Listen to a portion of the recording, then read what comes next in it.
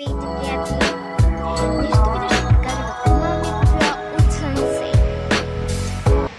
А вие може да се абонирате за моят канал и да поставите лайк. Сега ще покажа какво мама ми е купил. Първото нещо е... Значи това са фибички с ластик. Нека да ги отворим. Да знаете колко обичам такива опаковки.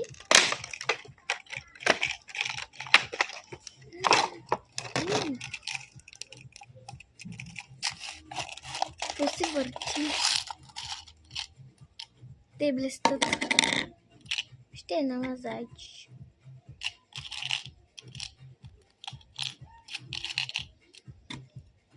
Уникални.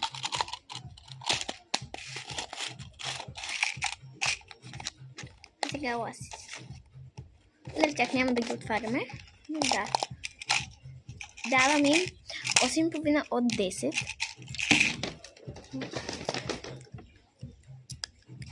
Не знам какво е това. То и майче не пише. Чакайте да видим. Какво е това сега? Не више. Това е... нещо за лъскане. Или може би сенки. Няма къде е хайлайтер. Чайте да видим.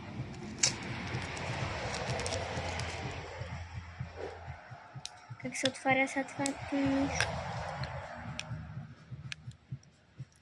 Така има тиксо такова. От моите любими.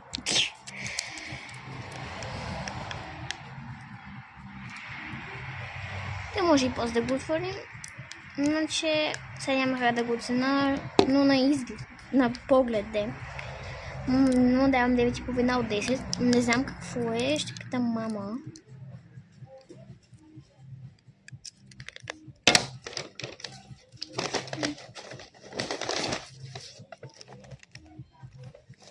Майко, много исках такива пиви.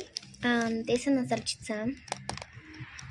Нека да видим една.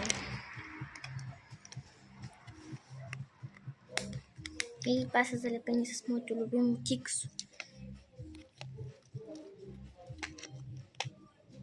А който не знае защо, трябва да ми гледаш предишните видеа и ще разбереш.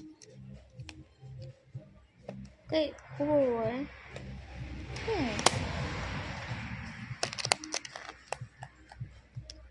На мен ми харесва. Много. Давам 10 от 10. И сега.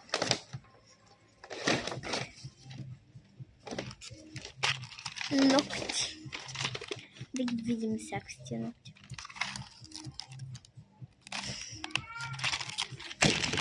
И още един.